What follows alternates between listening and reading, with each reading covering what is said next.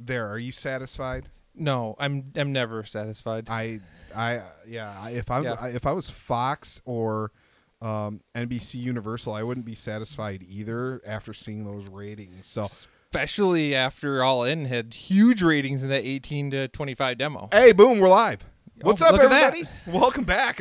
The involuntary 2-week hiatus from Smarkdown Radio. I'm Travis, brother Bob with me as always. So, man, my work's crazy. It's insane right now. So, it kind of kept me away. That's what happens when you drive a truck and then the truck breaks. That was part of it. And I figured, so I wore the RVD shirt today because without me, there is no show because I'm the whole fucking show. I'm just kidding. Not so much. Hey, my shirt's so much more relevant than yours. Dude, RVD. Dude, Michigan? Pac's back. True story. Pac, man, we've got a lot to cover. This is going to be a... Let's just get down to it. Let's start with, we got some injuries we should probably talk about, right off the bat. Get the bad stuff out of the way. You don't even have the screen up. So I don't... what the hell? All right. You need the screen? You don't... Well, there's so many. Many. Well, let's start with Tennille Dashwood. Right, and looking at surgery, right? Yes. Okay. And apparently this has been going on for a while, which I would assume might have something to do with why she was heavily involved with StarCast, was on commentary at All In, but didn't happen to be booked in a match. Right. Word has it that for the last month or so, she had been canceling some bookings, in-ring bookings, so she could work through that ROH Women of Honor title match. So if that's the case, that makes a whole lot of sense. It's sad that she's going to be out, but I loved the way they worked it into a story angle, unlike, sometimes WWE just refuses to do that, and guys just go out. Big pop when she comes back. Yeah. It'll be and good. I mean, the internet was all kind of having fun with it too, because I was like, somebody attacked Tennille Dashwood backstage? That's not okay. And I had a bunch of people retweeting that with hashtag that's not okay. I'm that's funny. Yeah. I'm I dig it. So obviously speedy recovery. Yes. We hope for a speedy recovery because anytime Tennille Dashwood's in the mix is a better time. God, speaking of WWE, talk about misuse. I understand she had some problems. She did some stuff she shouldn't have done. I get it. But she's a phenomenal talent they never really used. So it's a damn shame. And speaking of injuries though, man, Joey Janela. Yeah, man. Whoa! It was the ACL, MCL. It wasn't the trifecta. It was 2 out of 3, it's right? It's the MCL and LCL, lateral and so 2 of medial. the 3. Yes. 2 of the 3. Not the main one in the middle or the meniscus, but the one on both sides, which is so hard to freaking do. I'm how do you do that, man? It's weird. It seems like wrestlers and football players are the ones that really have issue with kind of the strange ligaments, the less common ligaments, just because of the way they're turning or whatever. So obviously, and it wasn't just that. He had a litany of injuries. He was all banged up when he worked All In. So he's going to be out. What they're talking 8 months plus, right? He's going to be out almost he's a talking year. Over a year. Yeah, that's what he tweeted today. And I hadn't seen that yet. Yeah, I just mentioned to him hey man, obviously do what your doctors tell you to do, but my ACL tear was supposed to be 6 months before I could step back on a basketball court, and 4 weeks before I could walk without crutches. So walking without crutches with 2, basketball court with 4 months. I mean, you see other guys in WB a lot of times come back earlier. Keep the hopes up. Do what you can do, rehab, and maybe things will go your way. People heal different, and medicine's getting pretty crazy good. In terms and your of doctor's never gonna come out and be giving you as soon as possible time back. They give you the conservative. They not too conservative, but they're giving you realistic expectations. But most of these guys, highly trained athletes, a lot of the really athletic guys, and you see that really, really hardcore athletic guys bounce back from injuries a lot of times faster. So I mean, man, but still, he was all banged up. Looks like, yeah. I didn't see the tweet today. I saw the initial, like, where he had tweeted out the list. Yeah, it was like a list. It was crazy, and said 8 to 10 months, and now you're saying a year. Yeah. That's a big difference. Yeah, so. Thankfully he got insurance and got it handled. Like, he was talking like he was, desperate to get insurance, and he'd been like working for a week trying to get an insurance company to like take him on so he could, get surgery. So I'm just happy that he was able to secure insurance and was able to schedule his surgery and start working towards another speedy recovery. So yep. Are we gonna talk about botch related injuries? We can, but first we should touch on Jordan Grace, who also went out injured. It's like the All In curse. All of a sudden, all these wrestlers on All In all of a sudden injured, and not including Matt Jackson's kayfabe injury. Kayfabe injury, the back. Yeah, but back to the back. Yeah, she had an ankle injury of some kind. So she's gonna miss a little while. Nothing nearly as no surgery. No, I hadn't seen no this surgery. One, nothing as concerning as what Janelle is facing. Oh, but, yeah. So. It was like, I think they said it was a grade 3. So it's a pretty heavy one. And, I mean, she'll be rest out like it for a little bit. Two. Yeah, a month, not too bad. You can rest it for a month and probably start getting back into it. So that's good. So, all right. The touchy. Now we can touch on the touchiest, the concussion injury. So this goes down the whole WWE rabbit hole. Like, this is the problem. Is like, I feel like we have so much to cover, and we had such different opinions about Hell in a Cell, because that was like going to be our next show, and like I don't know if we want to jump to this now or not, because like Brie Bella is just getting like flayed by the internet, and I am very much not okay with people attacking and being the comments of, well, you're just a celebrity, you don't belong in the ring type stuff. She's a worker, she's been there, she's a former champion. I don't want them attacking her based on who she's married to. Things of that nature are not okay. So but there are things to be said about what happened. I think part of the issue is this has been a pretty near like a chain. This isn't. I saw the meme. People were memeing about Seth Rollins. Yes. And how he injured a bunch of people, and everybody's just like, oh, it's an accident. It's an accident. Well, those happen very spaced out, and a couple of those probably, like specifically the Sting injury, that was probably super avoidable. But Sting, being a pro, was like, I'm gonna take that bump for you, because that's what Sting does. Yep. And he took the bump, and it happened, and that's a bump that a 50-some-year-old Sting should not be taking. Yeah, exactly. No offense to Sting, like any 50-year-old. I wear a buckle bomb. Are you kidding me? Like, oof, I mean, especially a guy who hasn't taken hurt on those. So maybe if you've taken that bump, 1,000 times, and you're really, okay. Yep. But how many buckle bombs has Sting taken in his career? Possibly none. Like, I can't remember any. I don't know. I don't want to say none, because you never know. I mean, it wasn't a move that was popular. Yeah, in the prime, in the 90s. It wasn't popular in his prime. And maybe I know he took a couple in TNA towards something. the end, he worked a lot more grounded matches to extend, because he was working a lot. So like, it wasn't towards the end of that TNA run. I mean, maybe early. So people were memeing at that, and they were talking. So there's a lot of intricacy here. Yeah.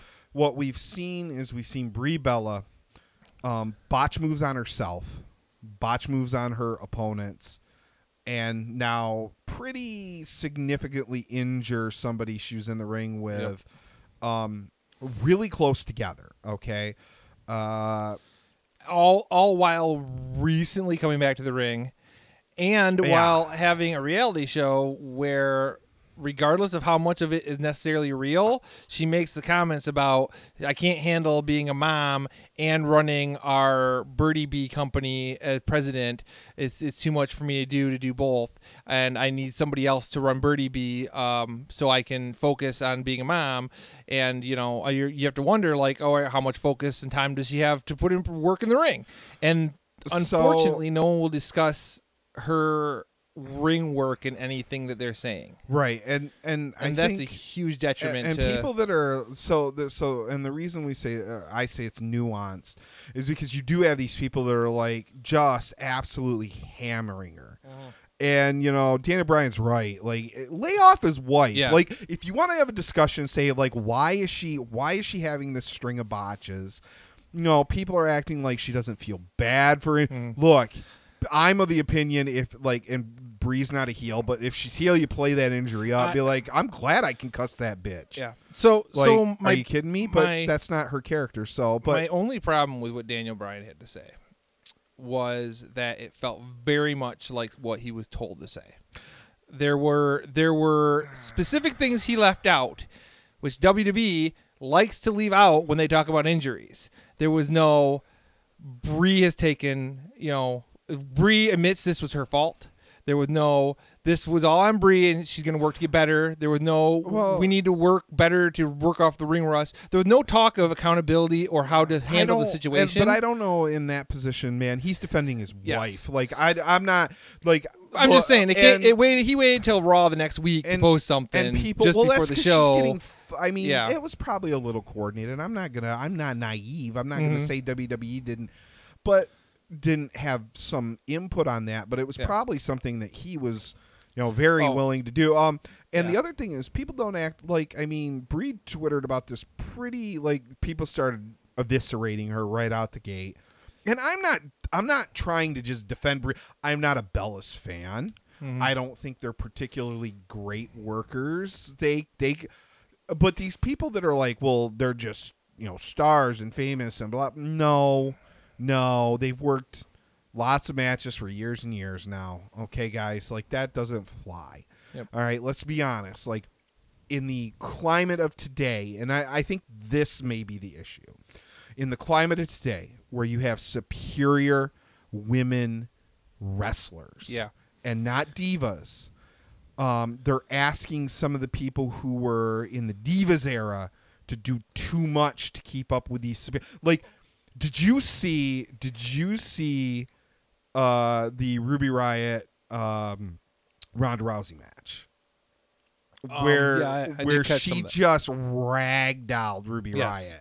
Like, like, the Bellas aren't doing that. No. Okay? Like when she just picked up and just, like, that was, like, I'm convinced, we talk about Cesaro being pound for pound, how he just deadlifts guys, when we were all awing over, like, how he would just stand on the second turnbuckle and suplex guys into the ring, basically deadlifting them. That's what Ronda does to the other women, essentially. When she, like, picks them up and throws them around, she's doing it unassisted a lot of times.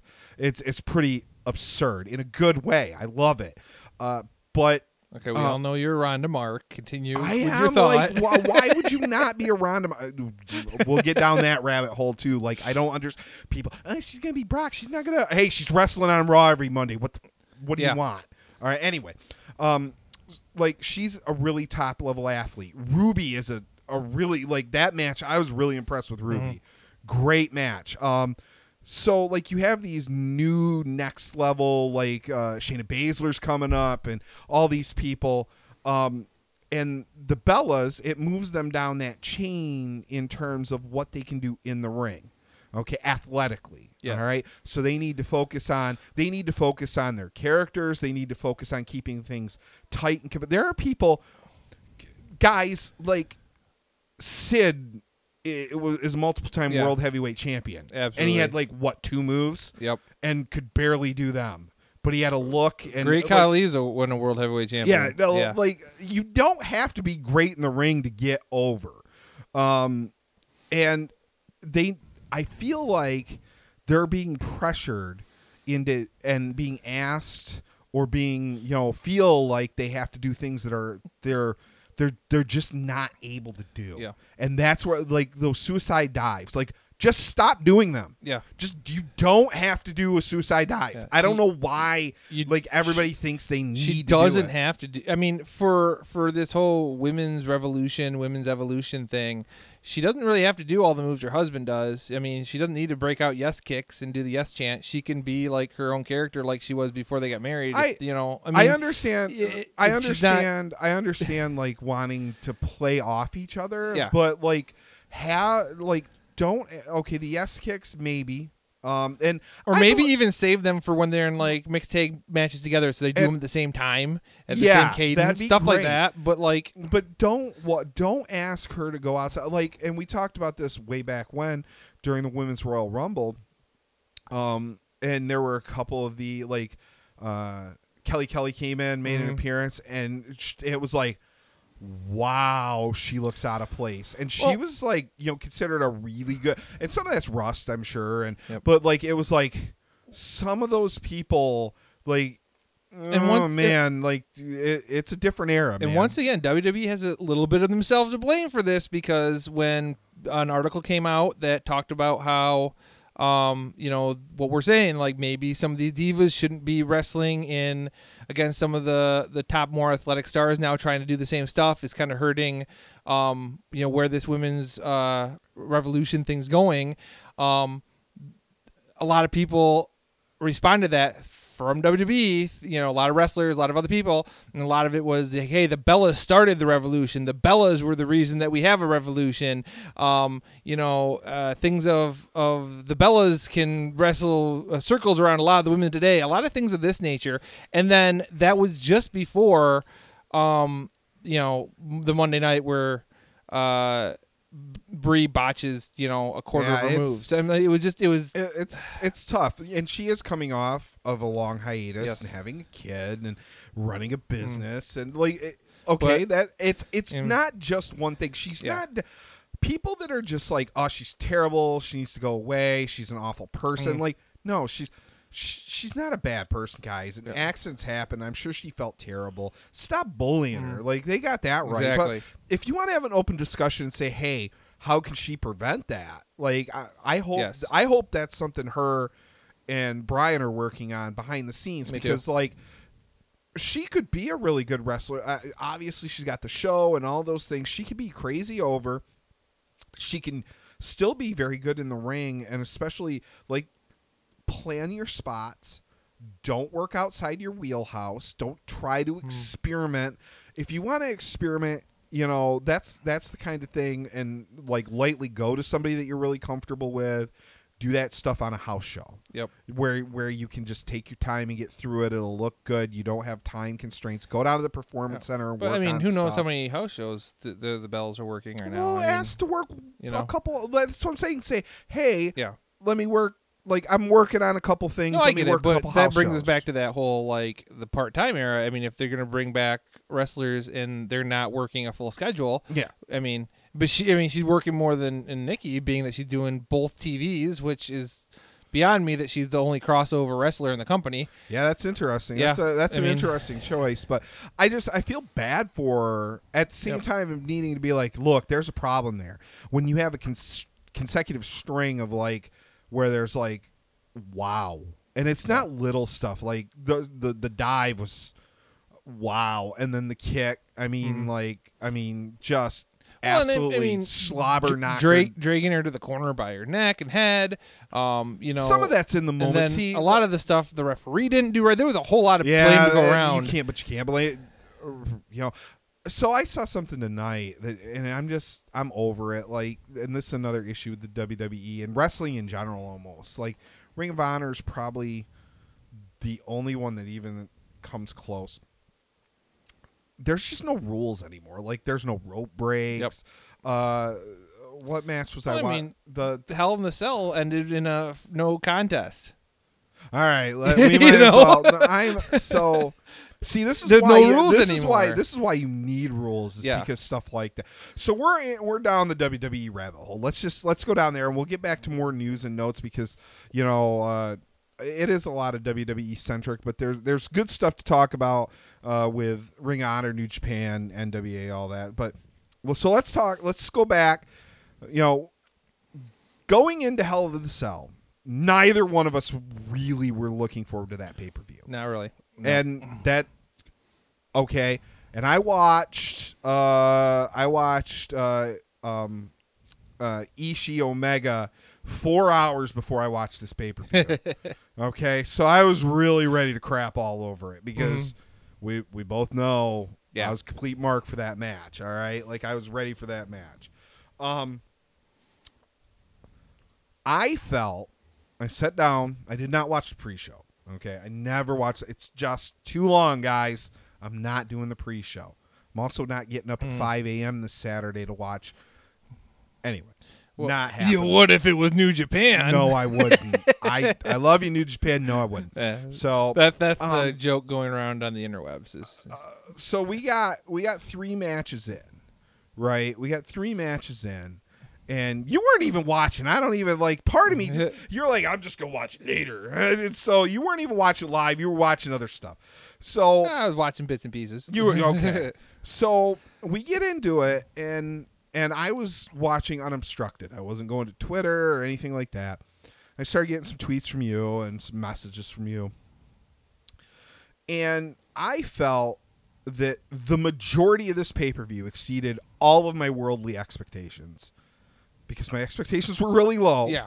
Now, and this is the other thing. I'm not trying to put this pay-per-view crazy over, but it was a good pay-per-view until the end. Okay, like we can take apart the actual final Hell in a Cell match, and I'm happy to help you do that, Bob. I have lots of problems with it, but in terms of what we got in the ring, every single match, with the exception of the Bellas Ms. Maurice match, exceeded my expectations. But Travis, the thing you have to keep reminding yourself when watching WWE programming, WWE has plundered the very best wrestlers from New Japan, Ring of Honor, and TNA. They have the best wrestlers in the world that they've brought in and paid a lot of money to.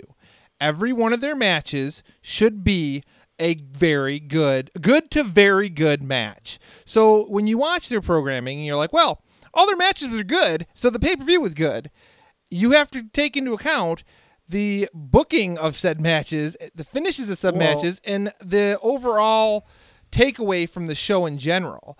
Because, they're going to be good matches. I mean, you guys got guys like AJ Styles and Kevin Owens and Finn Balor on your roster, and Daniel Bryan. But because of the poor booking leading into this, the booking was so poor, and I was so not excited for it. Everything exceeded my expectations up until that last one. Because I didn't expect anything out of the Daniel Bryan Miz match. Because no offense, again, Brie and Maurice were involved, and I figured it was just going to be a continuation to get them to the next match, and I didn't think it was going to be very good. It was the worst match of the night, and I think some of that is just, it was the design of the match and just kind of they booked themselves into a bad corner. But it was the start of this Randy Orton going into like this really, even though like most of us, anybody who knows anybody who has like, has pierced stretched earlobes knows that wasn't that painful. It still looked really gruesome. All right, it was and it was different. And that was definitely one of my favorite matches on the card. And then tonight, you get Randy Orton taking Ty Dillinger's finger and basically breaking it, and things like that. Apparently, he's Marty Scurll now. Oi. Although the fans at ringside chanting 9 when he did it, nice. I marked out. They're like they're 9 9 9. I was like, oh man, I bet you they didn't think of that. Oh, it was hilarious. Yeah. But so you have this sadistic Randy Orton developing. That's cool. Him and Jeff, I liked that Hell in the Cell match. I'm glad Jeff. Hopefully they don't bring this to like another Wyatt House of Horror thing, but on the Hardy compound, because there's talk about them bringing back the Hardy compound. We'll see. And oh my god! But that match, because we were worried Jeff was going to die. Yeah, He was really working that like never before seen thing I'm going to do off the Hell in the Cell, blah blah blah. No. He did that move in freaking TNA Wrestling in their cell. But, I'm like, you've done that, Jeff. It was in a red cage too. But so he didn't have to do anything super crazy. Yep. He took, there were some big bumps and stuff, but that match, I liked that match. It was a good kickoff match. It wasn't anything, crazy over the top. 'Cause again, I don't want now. It was good for what it was. You roll right into Becky and Charlotte, which was my other favorite match of the night, Great with match. exception of the finish, because the post match. Mm-hmm. The post match is the issue because you have this moment where you could do the double turn, and they didn't do it. Yep. And that's mistaken booking. Like, I feel like that's a mistake. You should have double turned it. Very Charlotte much so. could have just absolutely way later. The fans could completely be behind Becky, because now what you have is this. You have Stone Cold Becky Lynch. They could have even let them walk off with a kind of nobody knows where it's going to go, and then had the double turn come on SmackDown if they wanted to. Yeah, I think the double turn in the moment's the best option. But the fact that like they went directly against a turn on the show, like there was, nobody wanted that. Yeah. Nobody, but that's the tone deafness of the booking. Apparently, according to fans on site, they were taking away "Boo the Woo" signs. They were taking away "Pro Becky" signs for fans, and I'm like, why do you want? How do you expect to get these people to cheer who you want when you won't let them cheer who they want? Well, you're going to take away their signs. You're going to take away. And part of the issue is they've so included the fans and made the fans think that their opinion matters. They call the title the Universal title on Raw. Raw. It's so, and then you get Ziggler McIntyre versus Dean and Seth, and that was an okay match. Another match I thoroughly enjoyed. Yeah, actually had a perfectly fine outcome. Had the right guys go over. It was good. AJ and Joe. And you know what I said? If Joe didn't win, he was going to look like a playful. You know what? They got him out of there not looking like a playful piss. Truthfully, it made AJ look weak. And there's something to be said. If we look at AJ Styles' title defenses, he has not had very many clean, non-wonky title defense wins where he's won clean in the middle of the ring without something crazy going on.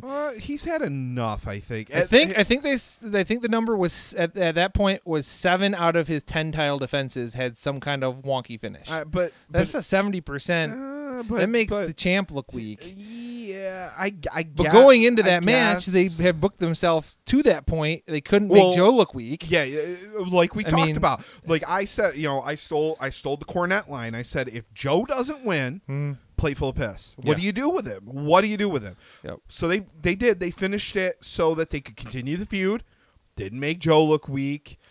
I don't think it necessarily made AJ look weak. It was an interesting way to continue the feud. But you got to put this title on Joe at some point. It leaves me super interested to see what this Super Showdown thing is going to be. That's again, I'm looking at match of the night. So how do you put the belt on Joe, and then have him drop it to Daniel Bryan the next month or whatever? How do you? You got to delay that match. You got to find a way to delay that match. How do you have Daniel Bryan lose again to the Miz, so it's Miz versus Joe? How do you not put the belt on Joe and keep it on AJ so AJ can drop it to Daniel Bryan? I guess you could. I guess you could put it on Joe and have Joe beat Daniel clean, because if you want Joe as a heel, that's a way to do it, man. Yeah, I don't know, man. That elevates Joe, and it makes. I like it. I like it. And you haven't beat Daniel dirty, not like schmozzy, but you haven't beat him dirty. You want Joe to get the boos, not WWE. And with their lack of ratings as of recent on Raw, you don't want that to carry over to SmackDown. We'll get there. So I really like the AJ and Joe thing, though. It's personal. This match continues but it. The one problem is Corey Graves says things like, "Oh, this is the most heinous thing Samoa Joe has ever done." No, and I'm like, Samoa Joe's done more heinous things to AJ Styles, and then apparently tonight, and I missed this call, but at some point they said that something Joe was doing with the most heinous thing ever in any wrestler's ever done, and then Meltzer's like, "Well, there was Chris Benoit," and I'm like, "Oh my god!" I'm like. Oh, jeez, man, Mel. No, I really like the direction. I like the They were smart enough not to go with Pillman 316. They just had Joe show up at AJ's house, and AJ was in the ring. So here's a question. Although that would have been hilarious. Styles 316. Here's the question I need to ask. For a company that's heavily pushing women's equal rights, women's having the same opportunities as men, being involved in the same, storylines as men, they seem to be doing a lot of husband and wife, the husband standing up for the wife to make sure she's not bullied by the other guy's wife stories, and a lot of adulterous wife having sex in Milwaukee stories, and lots of large Samoan men showing up at a guy's house to what could be construed as trying to sexually assault his wife stories. And I'm like, for a company that is really pushing this pro women, they gotta find it's something. not very pro women. Yeah, I don't know. So let's not stray, because we could go all night. Again, Miz and Maurice, Daniel Bryan, Brie. That was, I knew, but I just expected a better end of the match. I didn't expect the match to be good, but I'm like, all right, give me give me a finisher, give me a distraction and a chair shot, give me something. Miz cheats to win with, or Maurice hairsprays Daniel Bryan in the face, and then Miz picks. But that little roll up was. I think the most offensive thing about this match is it was 13 minutes long. Yeah, it was longer than I believe both. Nope, it was longer than the Rousey Bliss match, and it was just 50 seconds shorter than the other women's match between Becky. I didn't. And at the same time, 7 minutes. That's a 7-minute match, guys. And at the same time, it obsessed me that Daniel Bryan only got a 13-minute match at a pay-per-view. I'm like, really, Daniel Bryan deserves longer in that ring, and he didn't get that whole match either. Portion of that. If it was just minutes. Daniel Bryan, yeah, you can give him more time. Rousey and Bliss, it's. Bliss needs to, before they put her back in with Rousey, needs to work on taking those suplex bumps. And I just don't think she's worked with anybody who throws suplexes even anywhere close to that. No. Because, she was being tossed over, and she was taking, side and front bumps instead of back bumps. Yeah, it looked nasty. She was getting so much rotation and torque. Because, tonight, last night. Yes. I watched it earlier today. So last night on Raw, I was worried about it. I was worried it was a Ronda issue. Maybe she was just a little too. No, Ruby took him fine. Ruby Riott took him fine. Yeah, Alexa, she just is probably not used to being tossed around like that. Yeah. And Alexa being one of the smallest women on the roster, Ronda really can chuck her around. Absolutely. So, but I enjoyed again, at this point, I'm like, hey, this pay-per-view has exceeded my expectations. I'm gonna tune in and watch. And then we get to the final match, and everything up until the point where the teams, for a lack of the friends, the cohorts, whatever, came out, I was fine with this match. I didn't love the dogs and the hounds. the dogs and the hounds. So Roman and Braun, I felt like they didn't do anything crazy inside the cell. But they were hitting each other pretty hard. Looked good. It was better than I expected. I didn't expect a lot of this. And can we give Braun some credit?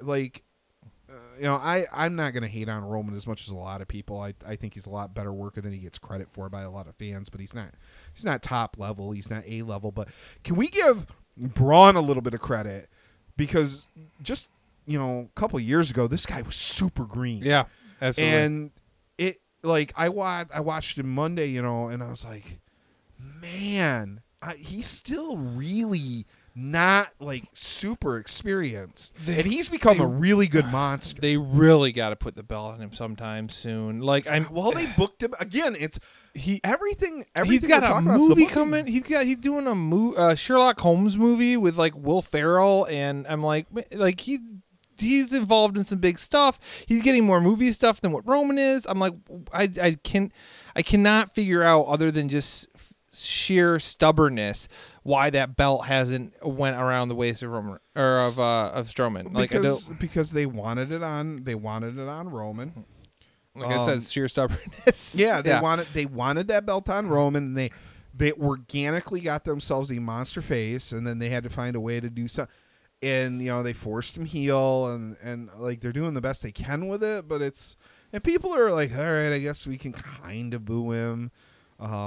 It's still very like apparent that a majority of the male base is rejecting Roman. The Shield gets cheered overall. Seth gets cheered, Dean gets cheered, Roman gets booed. Yeah. So and it's not so much where a lot of people like to push this as the indie fan versus the WWE fan, but from what I've seen, it is one section of WWE fan versus another section of WWE fan. There are the group that are like, we want to see guys like Seth Rollins and guys like Bray Wyatt and guys like Ambrose and Ziggler as champions, and then you're giving us Roman and we don't want it. And then there's other people who are like, we're going to cheer whatever WWE tells us to cheer because we're WWE marks and that's what we do. So yeah, I mean, like, you're going to have that. It's not going to change. It just is what it is. I was good with this match all the way up until the other guys came out, not including Lesnar. All right, this is my takeaway. If you're going to finish that match that way, I didn't need guys climbing up on top of the cage and taking crazy bumps. I believe I covered it or going home for that show when I said which one of those guys are going to take a bump off that cage. Well, we knew it. We knew something was going to happen. You didn't need anybody to take it. Those guys could have just beat on each other in the cage. There was some good stare shots. There's this, there's that. If you're going to go that route and make it a no contest, and like I know a lot of people are like, I don't mind stuff like that as long as it furthers the story. Okay, I don't have faith in the WWE. That's part of the issue to further the story, because again, when the hell are we going to see Brock again? What's his status? Blah blah blah. Anyway, you want to have it a no contest. You want to bring Brock out. You want Brock to kick the two guys' butts. You want them not to be able to continue. That is that at least feels sporty to me. It feels like a sports thing. I don't need all the other things. Just have those guys get into a position where they've beaten the crap out of each other. Have Brock's music hit. Have him come down to the ring. Have him rip the door off. Have him beat the holy living crap out of the other two worse than they have. And have him walk out. And then, there's your no contest. I didn't need all the extracurriculars. You cut, 7-8 minutes off that match, and it's a much better match. So let's talk of how we could have solved some problems here. The first one problem after we get past the tag teams coming out is the fact that for some reason Paul Heyman decides he needs to spray the referee in the face. Now, this is a no disqualification match with absolutely no reason for this spot to happen. No. Another problem is you have a guy who legitimately almost died in Hell in the Cell and managed to finish the match, refereeing the match, which ends in the first ever no contest in the history. You died in Hell in the Cell. This is a satanic structure that almost killed a man, and he finished the match, and then they end the match in no contest. This is what I'm talking about with they didn't need Mick Foley in that match. I don't know why he was there. We said that, but you just roll with it. But yeah, again, up until that point. If Mick's not there, it's even better. Good. Why did he get sprayed? I don't know. It's WWE trying to schmozz it up. You don't need that. Just put a regular ref outside the ring. Another option they could have done, which would have helped Braun Strowman look stronger in that match, was have Lesnar hit Roman with his finisher, and then have him and Braun brawl and continue that brawl into the backstage area, and the cameras go off. So then when you come into Raw the next night, you're like, hey, we had to call the match. Braun's not out there. Roman's knocked unconscious. The referee's out. What we're going to do instead is we're going to give, Roman and Braun a rematch at the Super Show, and then Brock come out and be like, no, I want part of that match. And then you have your triple threat match. Right. So apparently I'm knocking stuff over. Anyway, I don't know. Your soda. So, well. Long as the top's off. Again, up until the point that the guys started coming out, I was fine with that match. And then I was like, well, they just really screwed the pooch. Like, because it was a good match till that point. It wasn't great.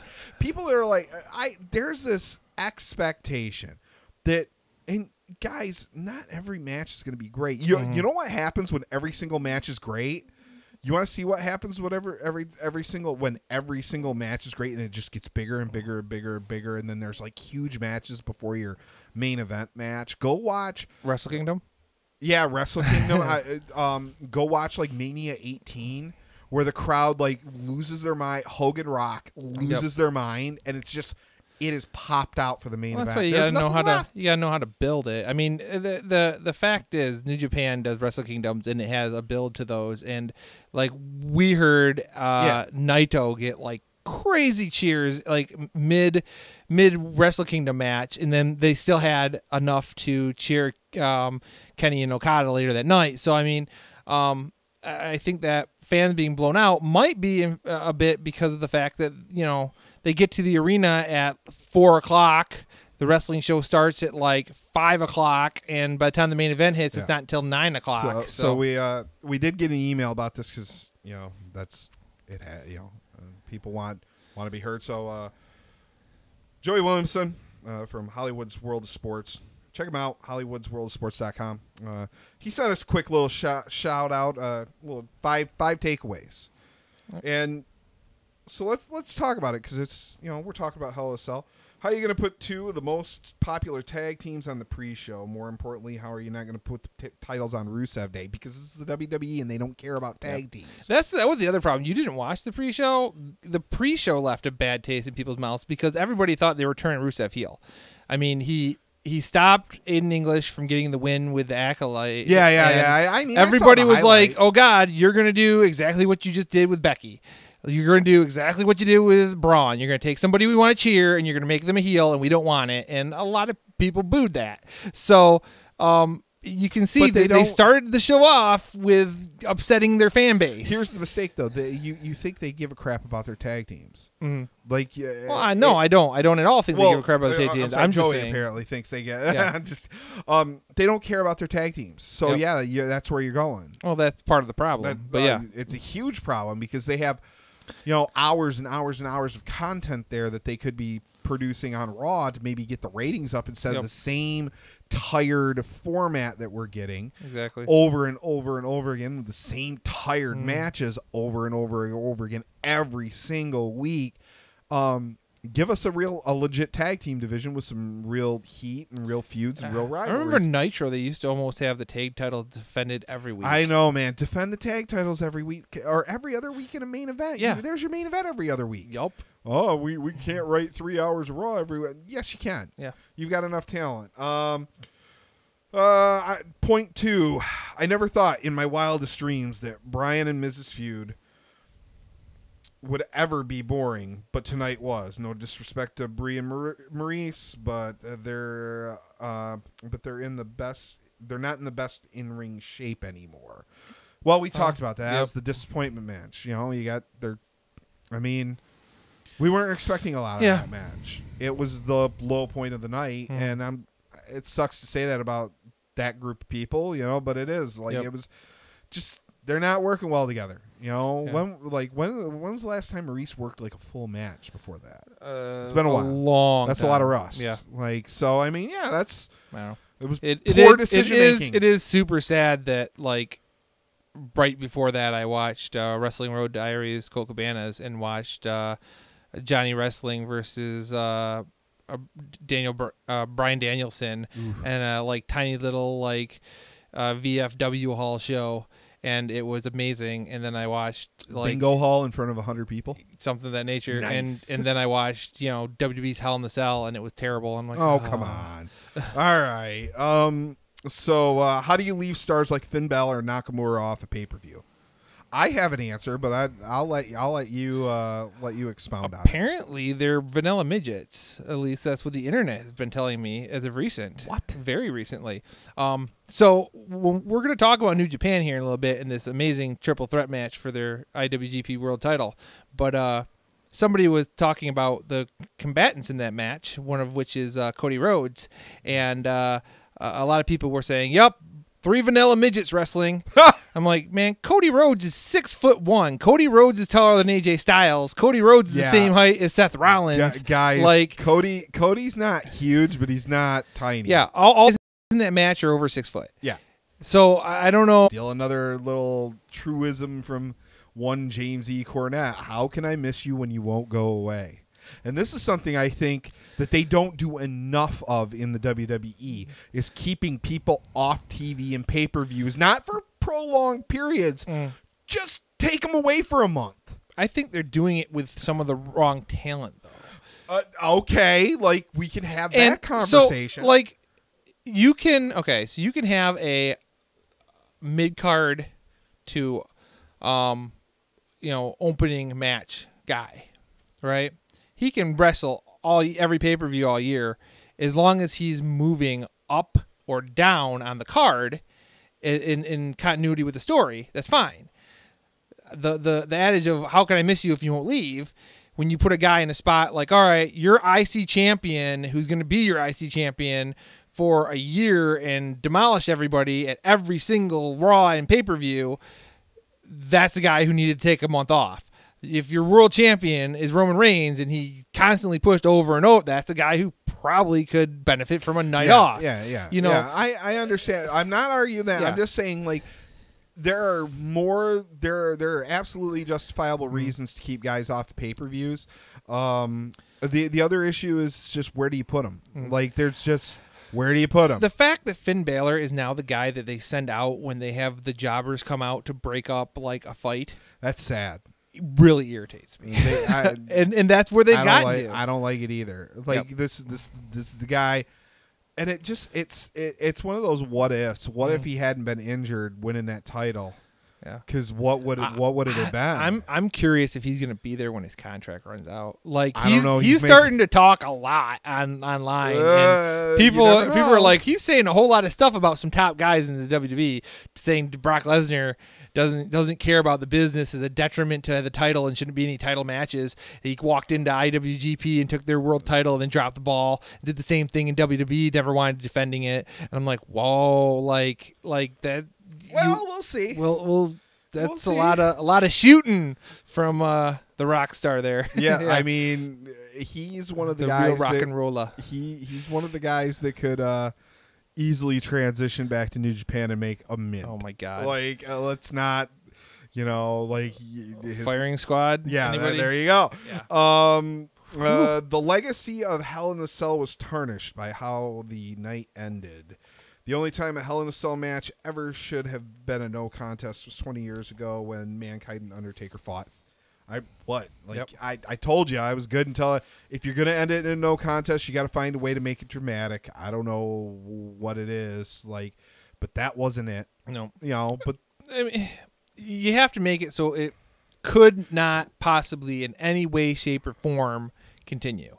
And the only way to do that is to have a guy wheeled off on a stretcher, or to have a fight go out to the street and they couldn't break it up and the cops had to get involved and arrest somebody or something. Yeah, there are ways to do it. That was not. Mm-mm. No. And I take a little bit of a view of it as it if anything, it elevates Mankind and Mick in his myth and legend of that bump. Yeah. Man, he could do it, but these guys couldn't. I'm okay with that if that's how you sell it. I'm okay with that too. But again, I didn't like the ending. Here's a question: do we ever think they can maybe just go the route of having a couple Hell in the Cell matches without people leaving the cell or getting interfered with? Can we go the route of just retiring Hell in the Cell until they figure out how to get the hell out of the PG era? I mean, you can't really utilize the. Until guys, well, that's why it was red. I mean, they put a plastic coating stuff on the cell, and they had to choose a color. So I mean, red, I guess, was the best option. Whatever. Because I mean, that stuff they put on the elimination chamber screwed up everybody's viewing ability. It's like Extreme Rules too. They just need to retire some of these for a while because you can't do a lot of the stuff that go with these matches anymore. I don't understand how they keep doing the Money in the Bank ladder matches and have people taking those hellacious bumps in that match, but they can't do anything in any of the other matches that are ever considered kind of hardcore. I don't know. His final point was the best part of the night was the 2 women's matches.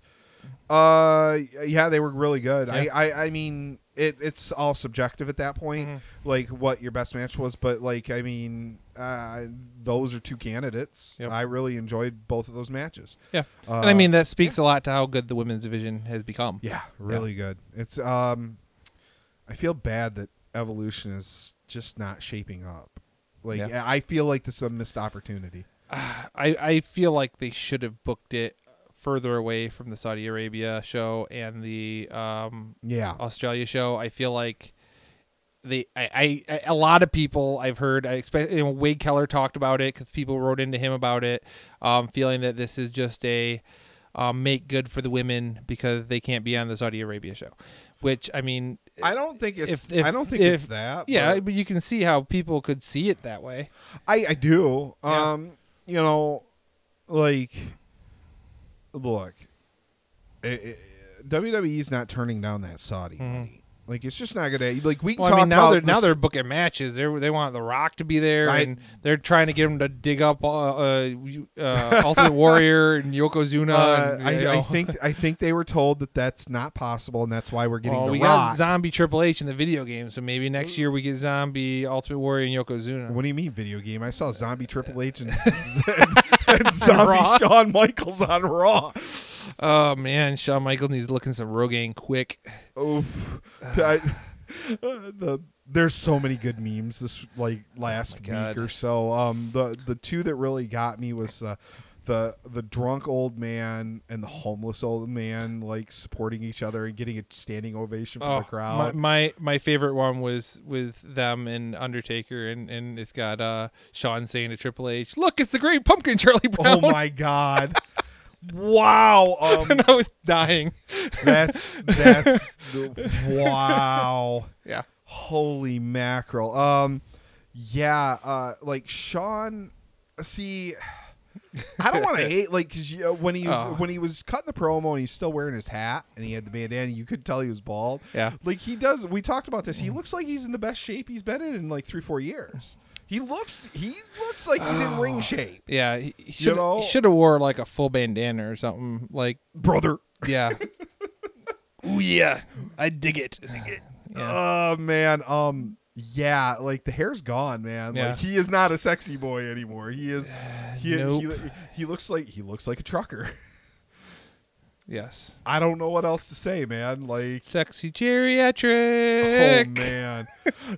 What does it say though? And I need to take my medicine. Before we get to the Super Show card, what does it say that because we've mentioned the ratings a few times and the stat line, if you guys haven't seen, I'm sure everybody has seen it because people want to bury the WWE over it. And I've been one to say that ratings are not the end-all, be-all in this era. Okay? To a point, that's true, but I'm not going to defend it, but I tried to defend against people comparing it to the Attitude Era because that's not a fair comparison. But when you post all-time record ratings low 2 weeks in a row and 3 times in a calendar year, 2 of the shows having friggin' Triple H on them and one of them having Shawn Michaels and the Undertaker and Shawn Michaels Undertaker advertised, and you can't pull a rating. Okay, again, people don't want to watch your product. That's not a good sign, guys. There's all these excuses last week about the football game that was on. I don't even know who played. Apparently, it was a really good game, though. So because it was a really good game, it was teams that weren't like.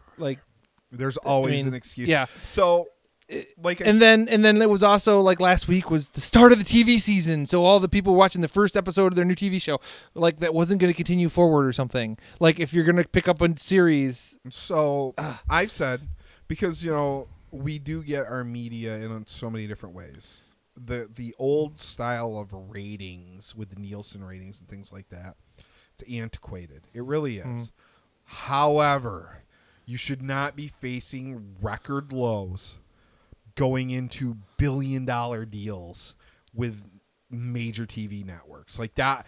If I am Fox, I am looking for an escape clause. When on that MSNBC is drawing higher ratings than you during that hour, well, there's a lot to talk about on that front, but that's another show. Yeah. Oh man. I mean, it's. I mean, they got outdrawn by MLB Tonight and ESPN Sports Center. That's a little rough. And I'm like, man, you probably should be. Yeah, these aren't like programs that are out drawing. It's like, to be news, honest, like they said, and sports. And ESPN's cutting, and ESPN's been cutting staff because their ratings are down. So what does that say about your ratings? Exactly. I think they said they were 16th They're not this good. week. 16th. They're not good. A company that used to be like number one, like religiously on Monday nights. Yeah, that's not good. It's in a bad way. Wonder if Disney's trying to figure a way to scrim out of this. Fox deal. I would be. That's what I'm saying. If I'm Fox, I'm looking for like the out in that contract. Fox has had a rough week. Yeah, I don't know if you've seen on the movie front, they released a trailer for their X-Men Dark Phoenix movie, and then a day later pushed it back like multiple months. So, Fox. Thankfully, this will be the last X-Men train wreck helmed by Fox, because it was announced that Marvel Studios will be taking. That's a whole nother show too, guys. Apparently, there's a new mutant movie they're also working on that is supposed to come out before that's going to be. like, I think that's going to be the last Fox property. I'm hoping they just cancel them both. They may do. I don't think we're going to be that lucky with Dark Phoenix. No, there were the rumor that Disney's pushing for home video release of that movie. I'm like, ouch. Oof. Man, all right, we're gonna get way off the topic with comic movies. So let's talk. You can do that show if you get some time. Yeah, with all my spare plethora of time, I can barely do this show. So let's talk Super Show. All right, let's talk some Super Show. What do we got? We got Asuka and Naomi versus the Iconics. Yep. What happened to Asuka? Like, remember, like they spent a year and a half making her like. They weren't ready for Asuka. They weren't ready to book Asuka. Yes. Good night now. I will say this though, like watching people list Asuka and Alexa Bliss as the worst women's wrestlers on WWE has like made me lose my mind this week. That makes my head hurt. Yeah. Like that's not even close. Yeah. I'm like, I don't know how we got here. And can we and it's weird because like they're gonna be the heels in this match. Like, does WWE not get that? Yeah. Like, did they not understand like they're in Australia? They're in Australia. Yeah. I don't know. You got to put the Iconics over, right? Like you have to. I don't know what Australia's crowd's like. I mean, maybe like they're the kind of crowd where when the hometown like folk cut the promo of like, well, that's why we left here, they buy into it. Maybe. I mean, then again, they might be like so. They might be like the Chicago crowd and be like, don't tell us what we can like. We're gonna like what we want to like, and then chant CM Punk at you. Yeah, pretty much. Yeah. Colt Cabana. They need to start chanting Colt Cabana. So I think Iconics, right? Yeah, that's what we're looking at. I can't see a scenario where I don't know. They're in their hometown. They very well could lose. Oh Jesus! Yeah, it is. Yeah. All right. The tag team champions. They're not moving. They're not moving these belts, right? No.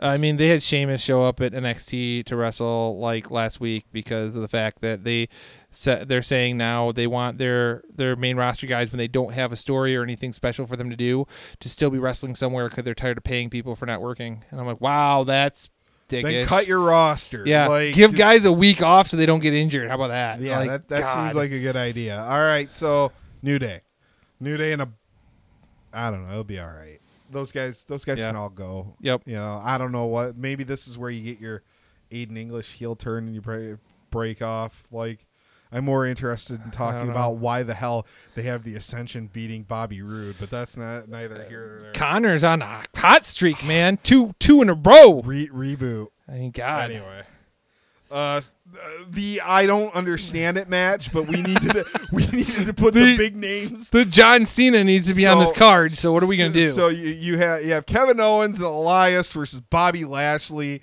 and Arnold Cena with absolutely no Cena build. Yeah, because you can't see him, guys. I'm telling you, go look at a picture of John Cena now. All right. Don't do it. Just wait till the show. Wait till the show. Wait till the show and All just right. be shocked. He's yoked. Yeah. He looks like Arnold's younger brother. I feel like he could be in that Saturday Night Live skit with Arnold. Yeah, where you do bump you up. I feel like that's Yes. And he does. He looks like Arnold. If you go look at Arnold circa Pumping Iron, he's got the same haircut almost, and like he's just smaller. But he's cut his man. Is he? Were you the one who posted the photo of him and saying he looked like Arnold? Yes. Yeah. So somebody in the Facebook group, somebody commented with he looks like JBL. You know, if JBL worked out. Yeah, that was a really good one. Yeah, God. JBL. If JBL hit the weight room, I was like, that's pretty good. But no, really, he looks like Arnold, guys. Yeah. Like you got to go. I had to be. I'm like, man, because when I first saw him when he cut that promo video, I was like, good Lord, man. He cut what? Probably 20 pounds. He's gonna show up to that show, and Vince is gonna be like, well, what's Arnold doing here? This isn't the World Bodybuilding Federation. Well, it is now. Ico Pro. Yeah. Vince is gonna be like, oh, now we gotta test Cena. Never thought the day would come. But now that we got Roman, we can test him. Like Lashley and Cena are gonna win this match, right? Like. One would assume, I can't see any world in which they lose, especially with Cena coming back with a new finisher, the 6th move of doom, and with the fact that Elias is like the one guy who you can feed losses to, and it doesn't matter. Doesn't matter. People are still gonna cheer, chant. And apparently, he is like the guy to do that too. You give him an occasional win against the lower guys, and you put him. Let's just hope they don't go the route of doing it until he ends up like Bray Wyatt. Yeah, we'll see. Yeah. All right. With women's championship, we've got Becky and Charlotte in a rematch. Becky. Yeah, they're not changing the title again. I can't see them giving her her 8th title reign this fast. Yeah, and right? I mean they need to keep Becky with the belt for a while. You got to find a way to start Becky's next feud. Yeah, you got to find a way to turn Becky face because she's getting cheered regardless. She needs to be that Stone Cold character. So Becky, yeah, Becky. I'm all about Becky. This is gonna be a good match. This should be main eventing Evolution, like right? You know, I mean, like that's what I feel. Anyway, Miz and Daniel Bryan. This is going to be makeup for the last match, right? Maybe. And has this got the stipulation in it? Yeah, it's got the winner. The winner gets title a championship match. Yeah, I don't know what they're going to do. I genuinely, you got to put Bryan over at this point, right? I would hope. I would definitely hope it's Daniel Bryan. That's who I'm rooting for. And then feed him to Joe. Straight feed him to Joe. Maybe they schmaz finish this and then schmaz finish AJ and Joe and make it a 4-way. Okay. Now, if they do it again, I'm going to be like, all right, y'all went to the well too much. You can't schmaz 3 times in a row. Maybe you schmaz finish Joe and AJ and put the belt on Joe, and then you have a 4-way or a 3-way. I guess, and then could then 4-way. Then you can have AJ fatal 4-way, and then you have maybe that's Miz it. Double schmaz, fatal 4-way, and then Bryan beats the Miz clean to win the title. Yeah, or I mean, Joe could pin the Miz to retain, or so it doesn't hurt the other guys. Yeah, all right, something. There's something there.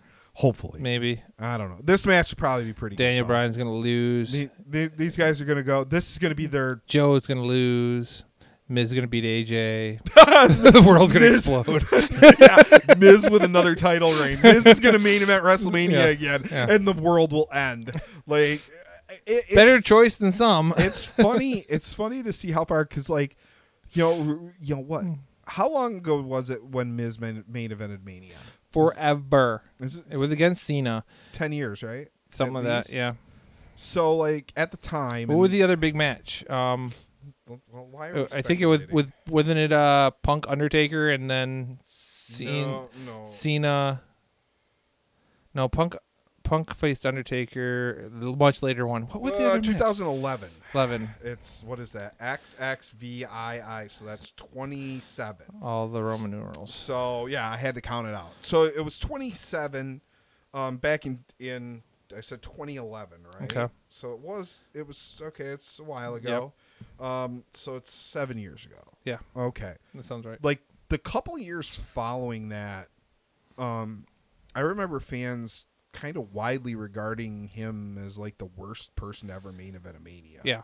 And I think a lot of that had to do with the fact that like Punk was pretty vicious with his like, you put Miz in the title match at main event at WrestleMania and I can't get a main event at WrestleMania. Like, so I mean, they're that.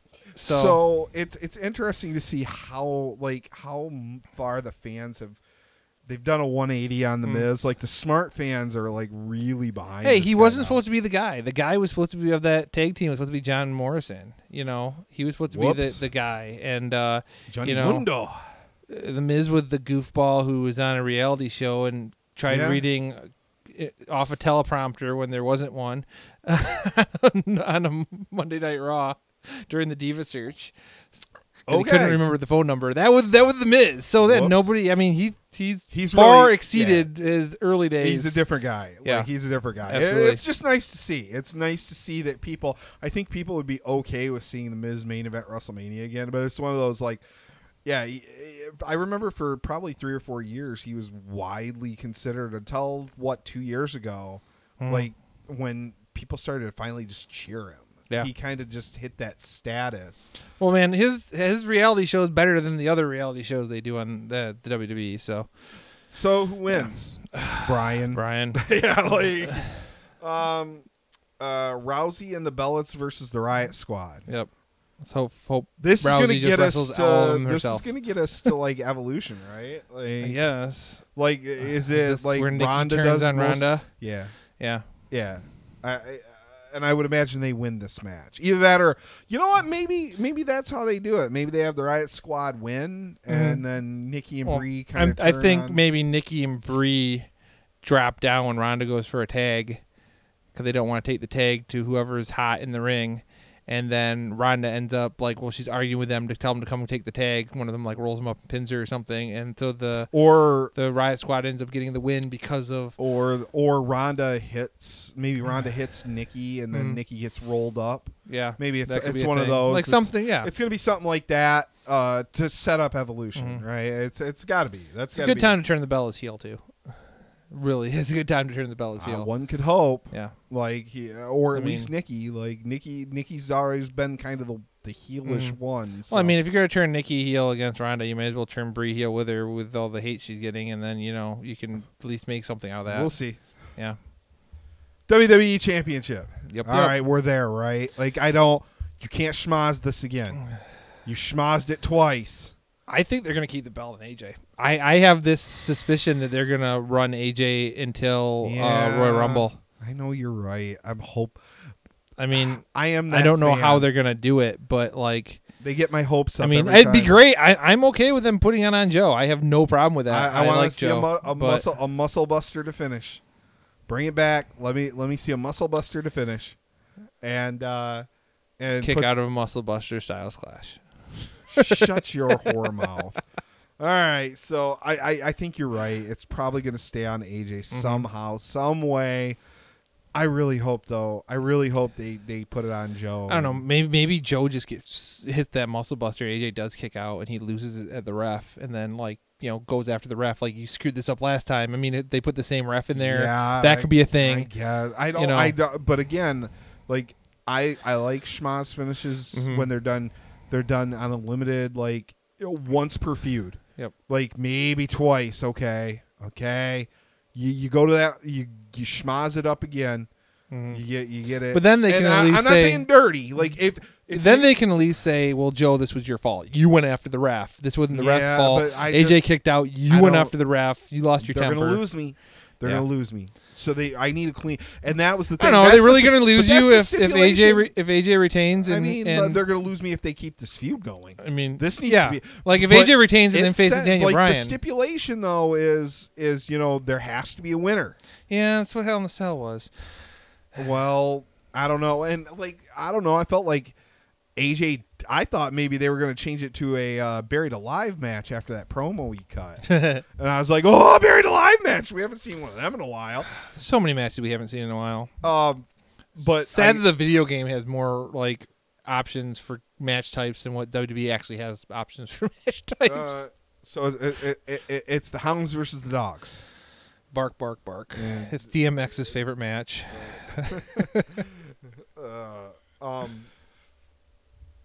I don't see, like, part of me is like, well, the Shield's going to win, but is this the Ambrose heel turn? Interference from Matilda. What? I don't know. I think this could be a really good match, though. There's a lot of talent in that ring. So yeah, we'll see. They'll probably make Roman look strong. Yeah. Two old guys. Yep. This is going to end in some kind of bullshit to set up that Saudi Arabia DX versus Brothers Destruction match. So, yeah. Yep, that's what's going to happen.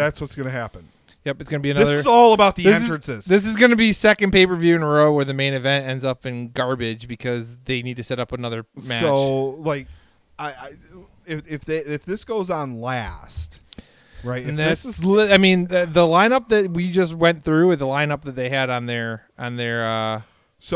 webpage, and that's subject to change. We all know that. So, but if this goes on last, right, we can just watch the first 10 minutes because that's the two entrances. Mm-hmm. We could see Taker come out. We could see, I assume, Druids and all. I imagine this match is going to be penis Druids. Dude, why? Why would you? Because you've already been triggering me about David Arquette. Did you see Bully Ray's tweet? I did. Oh my God, Bully Ray may be my new favorite wrestler. That's why I sent it to you because I thought it was great. Okay, yeah. So Bully Ray tweeting at about David Arquette disgracing the title. If he could have a time machine to go back in time, the one thing he would change was David Arquette winning the title. Then I tweeted to him he should hit up Kushida and he could get some help with that. Because time splitters. Time splitters. Yes. Oh man, it's been all right. So, yeah. I mean, like it's most of the Raws and everything in between. The ratings are deservedly low. I mean, the in-ring stuff's okay when you get it, but you're not getting enough of it. It's that same tired format. They're back to that. Too much talking. They're back to that long intro. Remember a few years ago when we were just so like the opening. The opening promo segment was running like 20 minutes, 22 minutes. They were just really long. Yep, when it was Steph and Triple H. Yeah, we're back to the authority. And everybody's sick of Baron Corbin too. Like I've watched numerous people like, can we just bring Angle back or something? Not in a good way. Yeah. Not in a over as a heel way. Yep. People just don't want him on their TV. Exactly. And I don't disagree. Like he's got that JBL heat that JBL had when he first turned heel. Like that. Like we don't want to listen to you talk about the stock markets. Go away. Yeah. No. Although he didn't get over the heel until he won that belt. He did have a pretty good. Baron Corbin had a pretty good burn on Twitter. Some guy tweeted at him.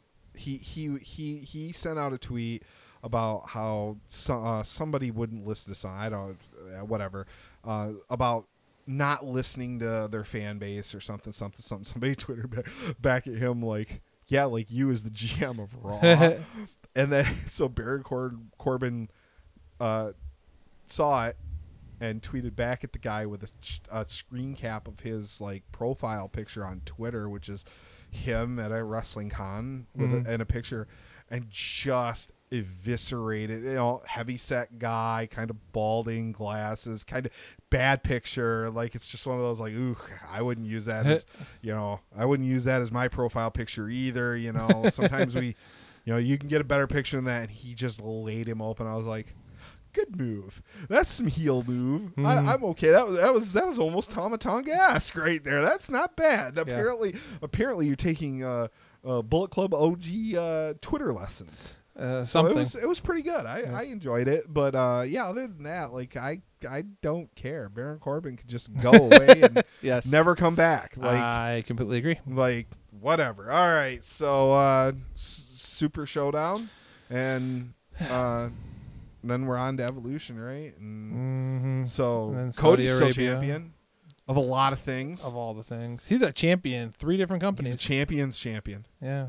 NWA, Ring of Honor, New Japan. Yep. Poor Juice. I know, right? No, that was a good show. I don't care. It was a good weekend, and I mean the ROH show. I mentioned to you when I called after watching it, and was that while there were wrestlers I wanted to win, like Tennille, before I found out the injury situation, and well, I really wanted to see Ospreay win that ROH belt. I thought that would be amazing, and they didn't happen.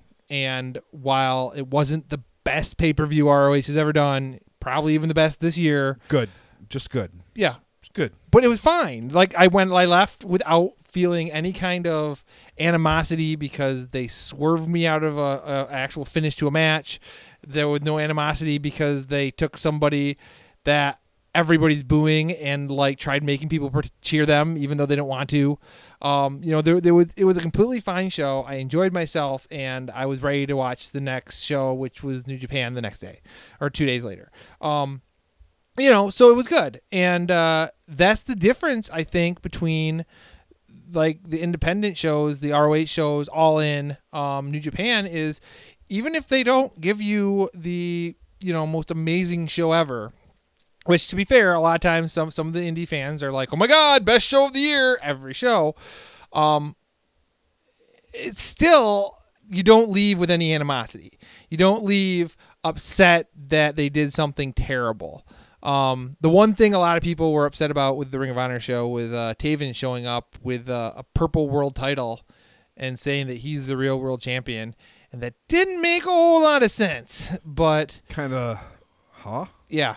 And we'll have to see where they go with that with their TV in the future. But obviously it's going to lead to a lethal Taven feud. I've never been a huge Taven fan, but I felt he's the weakest member of the Kingdom, and now he's like the head guy in the Kingdom, and I'm like, but I mean, lethal.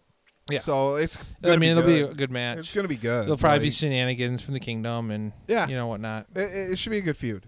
For sure. It gets somebody else in the picture who's not a Bullet Club member in the title feud, which is good. Needed a little bit. For Cody sure. can't hold all the belts. Well, he could. Ultimo Dragon style. Brandy's gonna need longer arms. He can get a second. Carry that stuff down to the ring. He just needs a second girl. Exactly. That's all he needs. He could put him on Pharaoh. Yeah. We figure it out. Yeah, exactly.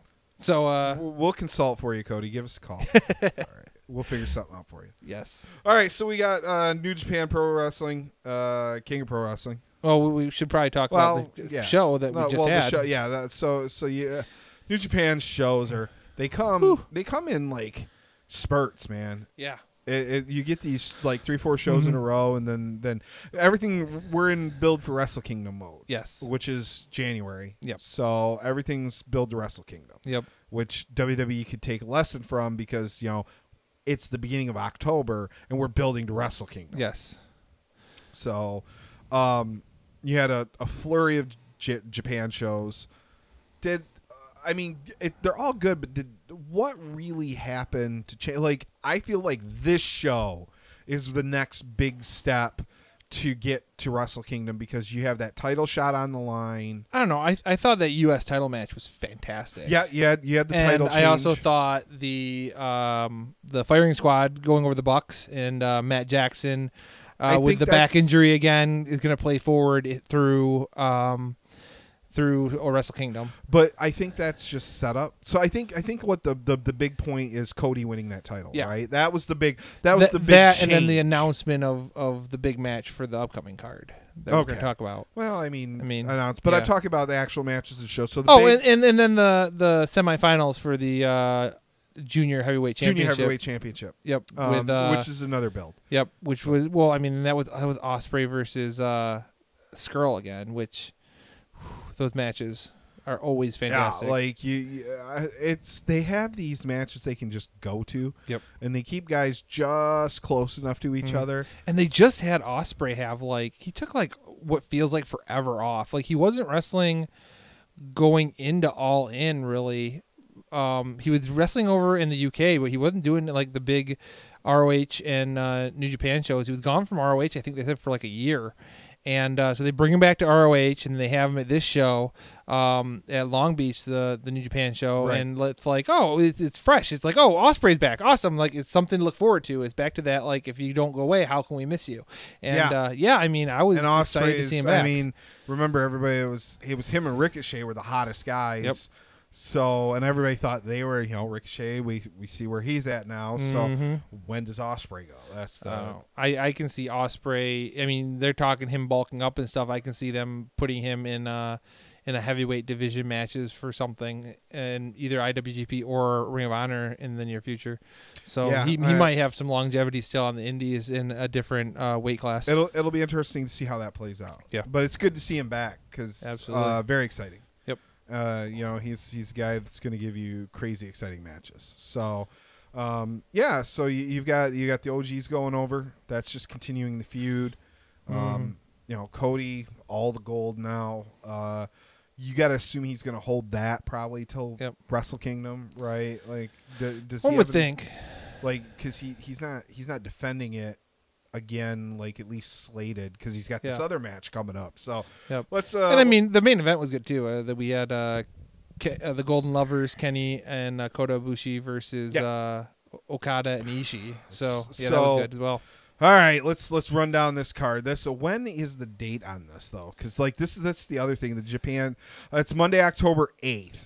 Okay. Yeah, which I believe is technically Sunday morning our time, Sunday morning. So it'll be up like Sunday evening on New Japan. Yeah, something of that nature. That's usually, I think it's that whole Dateline thing. So we've got the first match is 60-minute time limit. I love that. And did you know, the one thing I will say is, what was I watching? Was it the Mae Young Classic? I was watching a little bit of that, and they actually announced a time limit in the WWE, and I was floored. I don't want to get too sidetracked, but I think they did it during that cruiserweight tournament too, when they did it. And I was like, what's going on here? Like, what alternative universe? Anyway, love the time limits. IWGP Junior Heavyweight Tag Team Championship, the challengers. So Tiger Mask and Jushin Thunder Liger. Yep, there's some good stuff right there. I mean, that's good. Yeah, those guys are. I mean, like the two. One of them is a legend, and the other one is like part of a legendary heritage of it's passing that mask around. That could be good against the. And I love this on the card. The 57th championship team. I love that. I love it. El Desperado and Kanemaru. So I don't know. Maybe I don't know if they changed those belts. I don't. This is the whole thing. Like, I haven't seen those defended a whole lot. I haven't seen it defended in a while. Yep. We haven't talked about them in a while. Maybe they do. I don't. Usually when I see Liger though, like Liger still comes out and puts on great matches, and he gets that heroes like reception and stuff like that. But are they really going to put those belts on Liger? I don't know. I mean, they are going to be doing a show in the U.S. in April, but I would think they put it on him closer to that time rather than now. I mean, I could see Madison Square Garden them wanting to have Liger go into the champion. I could see Liger wanting to be a champion walking into Madison Square Garden for a show. Madison Square Garden is still a big deal for Japanese wrestlers. That could be interesting. But if they're using it to set up, but that's in April. Yep. Then you got to go through Wrestle Kingdom and a lot of other stuff. So we'll see what they do with these belts. So moving forward. So This is one of those ones. It's a lot of Juice Robinson and a lot of really hard names. Japanese guys. I know Hanare and Juice Robinson. Yep. And Tomoki Homa and Togi Makabe. There we go. Yeah. There we go. Makabe's like the easiest one of those. It's a 20-minute time limit 4-way, right? I don't know. Actually, is that a tag match? It doesn't say tag match. Yeah. All right. Yeah, maybe it is. Okay. I see it. So it's tag match. I mean, you got to get Juice a win, right? Like, he's just coming off a loss. You would think, but maybe they're pushing this whole like Juice losing narrative. I mean, he lost a whole lot in the G1. You would have thought he would have went over on Cody. Yeah, but he had excuses. Like, I mean, but they want that belt on Cody. Yeah. Which leads me to believe that they're gonna. Yeah, I mean, I can see Juice maybe pick this win up and then use it to springboard back to a shot. That's gonna be like it's that match is probably gonna be like 8 minutes long. Yeah, that's gonna be a real short match. Ones. It'll be good. It'll just be straight in and out. What do we got next? Third match, 20-minute time limit. Bullet Club versus the Firing Squad. Well, kids. Chase Owens, Hangman Page, and the Young Bucks. The Bucks versus Bone Soldier, Ishimori, Tangaloa, Tamatanga, and Bad Luck Fale. Yes. Man, that's tough.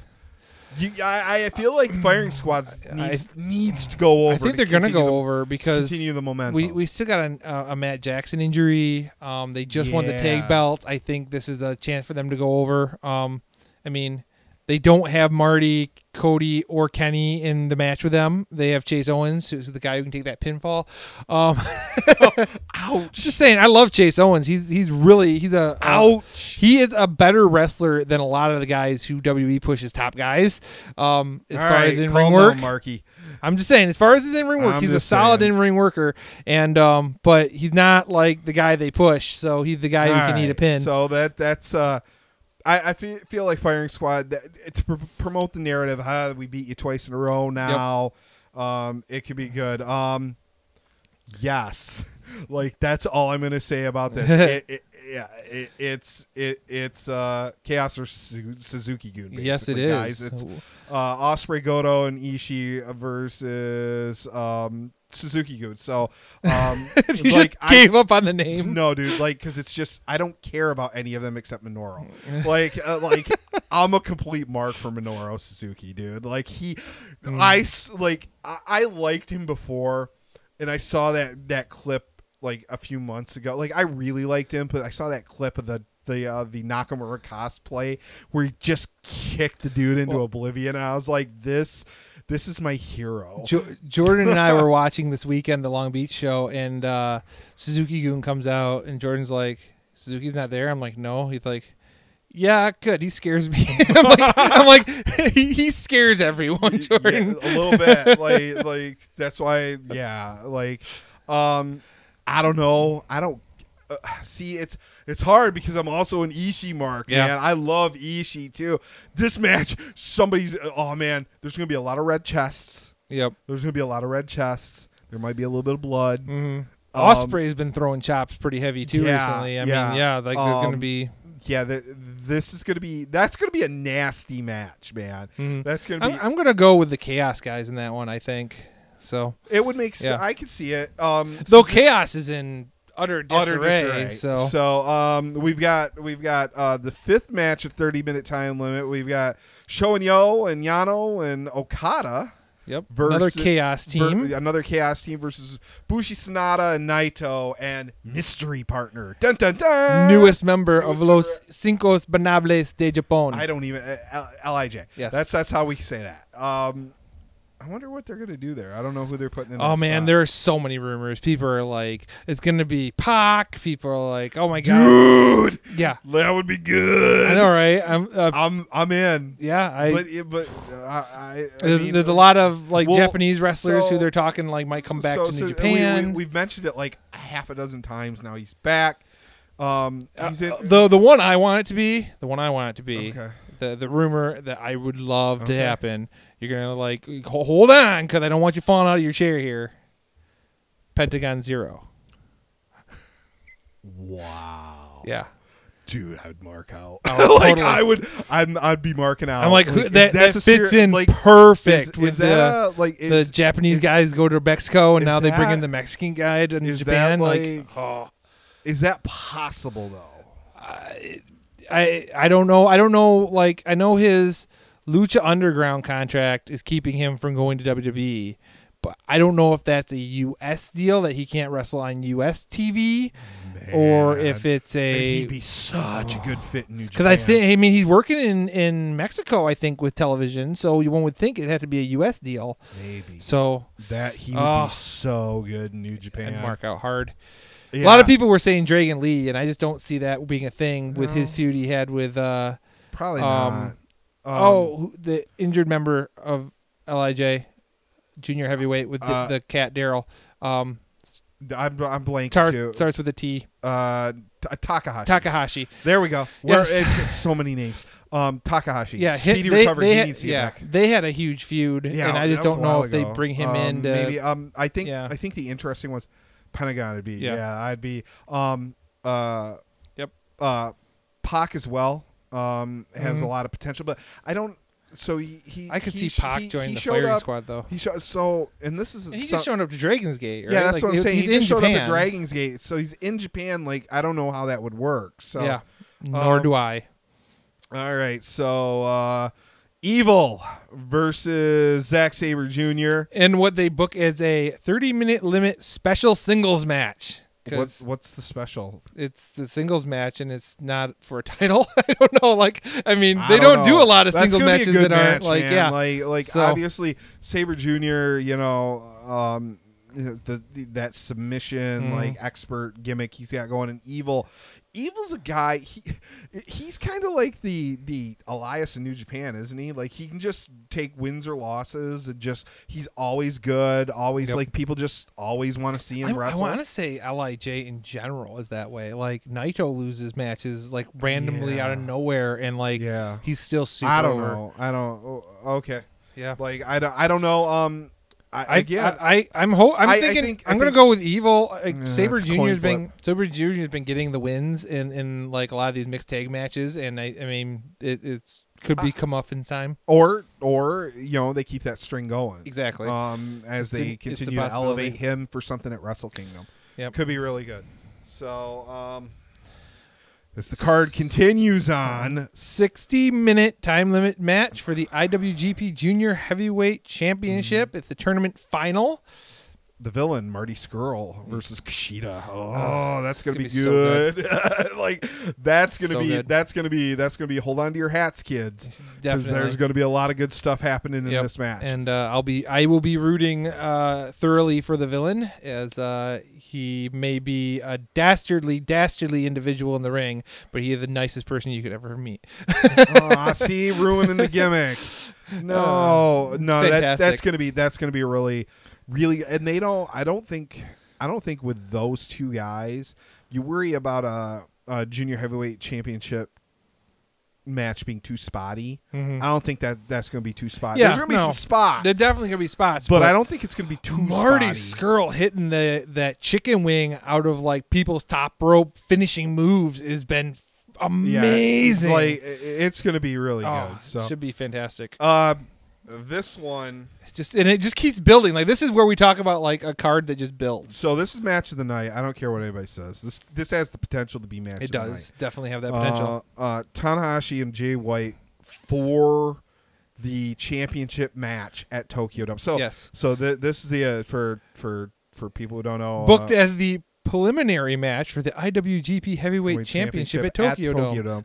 So Tanahashi won the right to basically their Money in the Bank, their Royal Rumble. It's a guaranteed. It's a guaranteed title shot at the Tokyo Dome that he carries in a briefcase. Guaranteed shot. He's gonna put that on the line against Jay White. He's put it up against Okada previously, because those are the guys who he didn't beat in the tournament.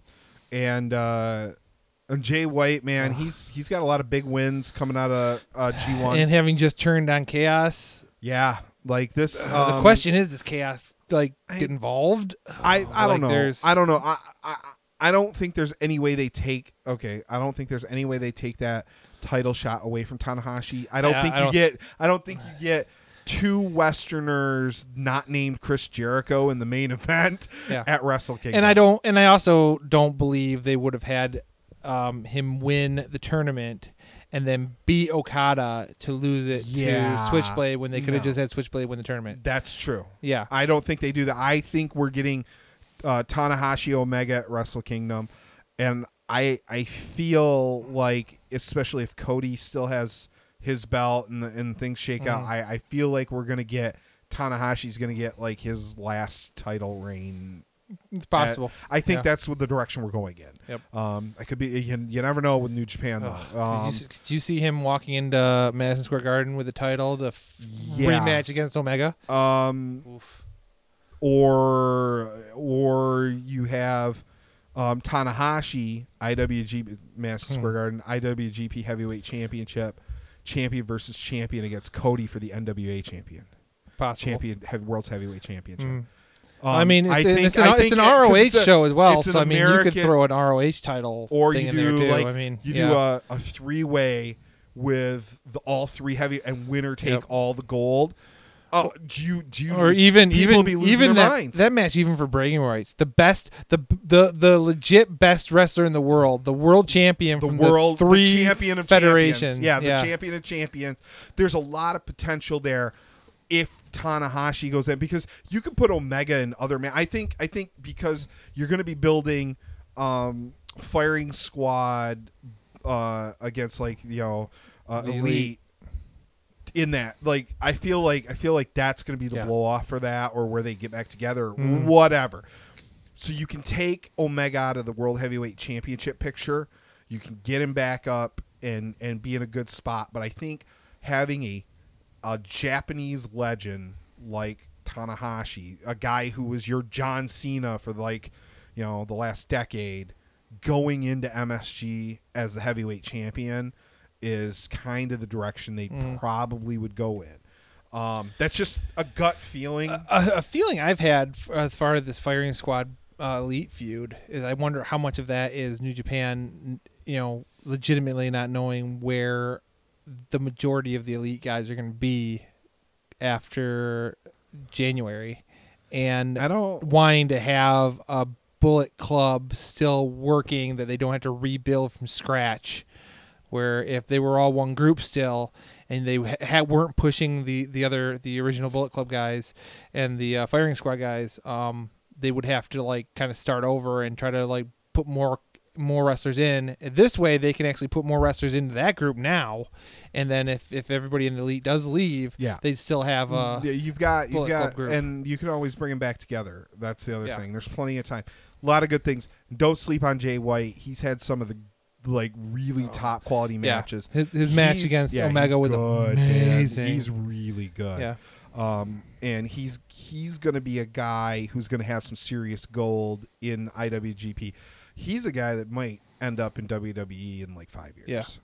I could see that happening. Yep. So here's the one that you want to mark out. So I got to ask, did you watch the entire New Japan show, even the after show portion where they were in the ring? No. So good. I heard something. I got to go back and check it out. So good. So you got all the Elite guys are out there with the exception of Cody. He's the only one not out there. And Kenny's talking about hey, I know everybody really wants it, but I don't know if they're going to let us have it. But I tell you what, Ibushi, everybody wants to see Ibushi versus Omega.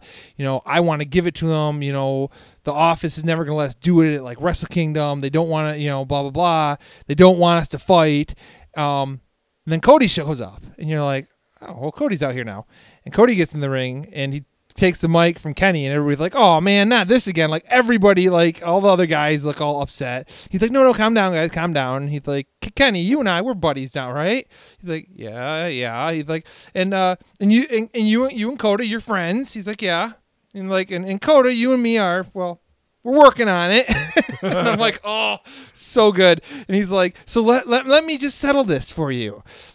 Hey, everybody, who here wants to see it? Who wants to see the match? And everybody cheers. He's like, who wants to see Kenny Omega versus Cody Rhodes? And there's a gasp from the crowd. And all the rest of the Elite guys look all upset. They're like, oh, you're going to try to take Coda's match, and what is your problem? And he's like, versus Kota Ibushi. And oh, it was so well done. And he jumps out of the ring kind of like a cowardly heelish character like he had been playing before. And Kenny brings him back, and he's like, no, you can come back in. We're all friends. And I'm like, oh, yeah, we're all friends because you. So well done. So that's your main event match. Yeah, World Heavyweight Championship, IWGP World Heavyweight Championship. Kenny Omega defending against Kota Ibushi, and the NWA Heavyweight Champion, IWGP United States Champion, and Ring of Honor 6-man open weight tag team champion guy. Yeah. No, it's not open weight. It's the 6-man tag champion. Yeah, it's open weight. Open weight is the never open weight. Yeah. Yeah. Okay. Yeah. So many belts. Really do feel like it's not. Anyway, they're not moving the belt. Like, no. But this is gonna be fantastic. It's gonna be fun. This is gonna be really good. Yeah. And if they do move the belt, everybody's gonna lose their mind. So you gotta wonder who's gonna take the pinfall from who. Like, I mean, I guess Kenny's got. I mean, the belt stand on Kenny. He's got to pin somebody. That's why I have this thought that it's gonna be schmozzed by the Firing Squad. That would make sense. Yeah, it makes a lot of sense for them to come down and screw that up. Yeah, Firing Squad comes down. And unlike WWE, the Firing Squad are actual heels, so when they come down, people are going to boo them. People are going to boo them. And they can boo them because they're supposed to boo them. Yeah. Yeah. And they have been set up to be booed. Yes. Even though so you got to meet those guys. And I'm awesome. looking at your behind the camera here at Smarkdown Studios. Bob's got some of his StarCast autographs framed and walled up now, and I'm looking straight ahead. I got the Bullet Club OG. I've got most notably in my mind is Haku. Daddy Haku. Yeah, I almost had to give the guys a talking to, and I was scared that I was going to have to give those guys a talking to. Sure. Because you're not Tama Tonga and Tama Loa, right, sitting in chairs. Daddy Haku, the one standing up. And I'm like, hey, you don't let your dad stand up. Give your dad a chair. And before we got up there, one of the guys was like, come on, Dad, sit down. You don't need to be standing. I'm like, oh, good boys. Can't be making the legend stand up. So I want to know the idiot who didn't give Haku a chair. Yeah, like, were they afraid that he was going to break it over their head? Well, last time he had one. True. That's fair. What the hell's Haku's problem? So, I want to know how many people that weekend were like, Haku, can we ask you, what is your problem? Oh, my God. Or if they were just all too scared to do it. And everybody says this is one of those funny things. Like, all the legendary Haku stories, everybody says, like, as long as he's not that Haku, as long as he's not at the bar drinking and you pick a fight with him, he's, like, the nicest guy in the world. Yeah. But, like, Tama Tonga with the crazy loud one of the group. Like, yeah. Well, yeah, I would hope so. And it was funny because some dude was like trying to get him to like cut a promo on his phone for his buddy who couldn't make it, and he's like, I want to rub it into my buddy's face, and he's like, I'll do it for $5, and dude like pulls out $5. He's like, hey guys, I just made $5. Put it with merch money. And I'm like, oh my gosh. And then he cut a promo with like more F-bombs than I've ever heard at one time ever. Nice. Like he replaced Firing Squad with an F-bomb squad. So he's like, yeah, this the F squad. You know, we F in the F squad. We're gonna F people up in the F squad. Word from the F squad. I'm like, oh my God, like that's a lot. Yeah. Whoa. Which ties into the whole like New Japan censoring him and telling him they're gonna fly. So good. God, I love those guys. Yep. Anyway, he's like the only reason we can be here is because New Japan gave us vacation, and I'm like, I love you guys. It's so good. Yeah, man, I really have a strong appreciation. I mean, I still, one of my great regrets as a wrestling fan, there was back on Nitro when Ming, when he was rolling his Ming, there was a moment in the Goldberg streak, him and Goldberg met, and this is when he was playing the Ming character, No Pain, and Ming got Goldberg in the Tongan Death Grip, and I was like, man, I felt like they missed a huge not beating him, but I felt like they missed a huge opportunity to really push Ming, because people were like he was the first guy to like bully Goldberg back on Nitro, and I was a huge Haku fan and stuff like that, but like I was like, God, man, what if they kind of missed the boat on a couple of these guys? Like they had they had Scott Norton on the roster. Good Lord, talk about a guy who had a monster career in New Japan. Speaking of,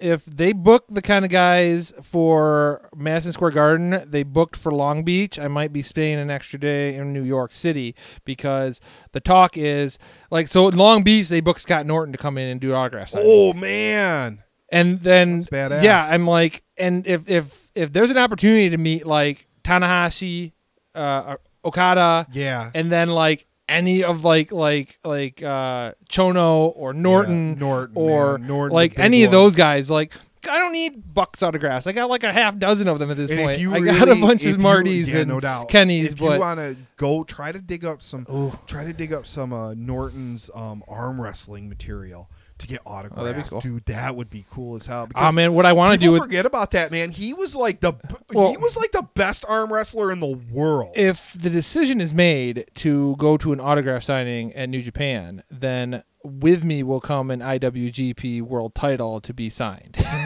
That's because fair. Yeah, Okada and Tanahashi and that's and Norton. Yeah, that's some good ones. Yep. Yeah, I can't lie. That would be so. Oh man, I'm just saying, like, people forget about that. Like, Norton was like Norton arguably was the world's greatest arm wrestler ever. Like, he just like would crush people, and then he got into powerlifting, pro wrestling. They kind of what money was in arm wrestling. He was even better than Hulk Hogan was on Tropic Thunder. Of course, you would ruin it. You're where all things go to die, Bob. I swear to God. So, no, Norton's another one, man. He was just... Hey, I didn't say he's better than Jimmy King. Yeah, they missed the boat on that. I'm just going to ignore you. Like, I mean, he was in the NWO, like a big monster dude in the NWO, and they don't have him just destroying people left and right. Yeah, Why? They did occasionally. And like they put him in a tag team with Bagwell. Yeah. And then they sent him to Japan, and he dominated people over there instead. Yeah. Norton, man, I need to go back and watch a bunch of NWO Japan stuff. God. With Muda and Chono and Norton and yeah. Some good old school stuff. Yeah, so. if you're watching New Japan World and you're new to it, there is some stuff to look up. I did talk to somebody on Twitter recently, and we went back and forth quite a bit about like him watching All In and then going all in on New Japan World and really canceling his WWE Network subscription because he's like, I'd rather spend my money on this, and he's like, I'm going back and like catching like matches on my lunch. Like I had 20 minutes for lunch, I go back and catch a match, and he's like, and I love watching these matches I've never seen before. Did we talk on the show? Did we talk about the website that? And I you know what? I'll get it, and maybe we'll cut like a little supplemental video for this. There's a website that's like a New Japan match recommendation thing. It's like very cool. It's like an engine where it's like, here, if you're new to New Japan, here's a list of like all the matches. Here's the list of the matches you need to go watch. It's like the really 5-star-y type Meltzer match. It's like the best of the best matches. But there is a feature where you just say random match, and it gives you a random match to go watch. That is also very highly recommended just from a random show. I'll see if I can get that link. But I'm sure if you search like New Japan, match recommendation website, it'll probably come up. But let's see if we can find that after the show. But I saw that somebody was sharing that, and I was like, man, that's really cool. You have to be ready. Like, a lot of those matches don't have English commentary. Yep. You watch it with the Japanese commentary. But you're gonna see some really good in-ring stuff. Absolutely. So, absolutely. And while we're talking about the New Japan World and WWE Network, we should touch on the news coming out that restructuring of tiered WWE pricing. Network. Yeah.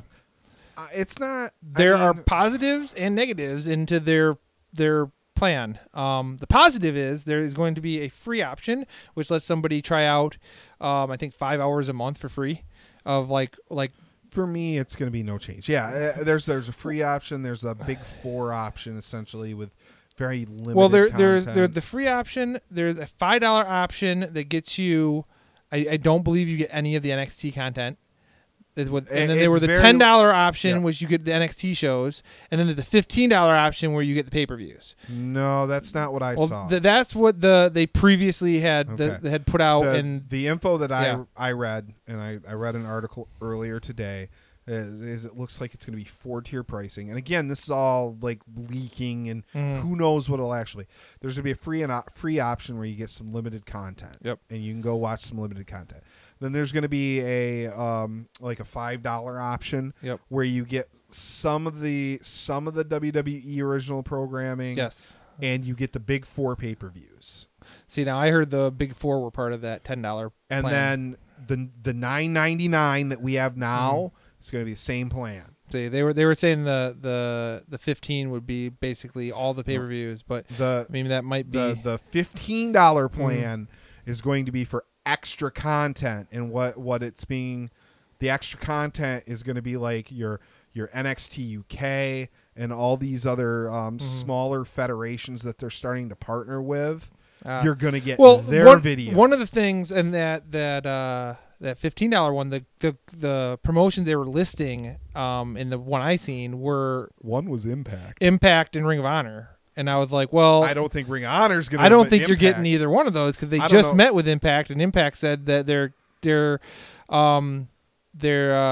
tape library is off the table, and they're in a deal with Fight TV, and they have a Twitch deal going on. We'll see what happens. I don't know where that's going.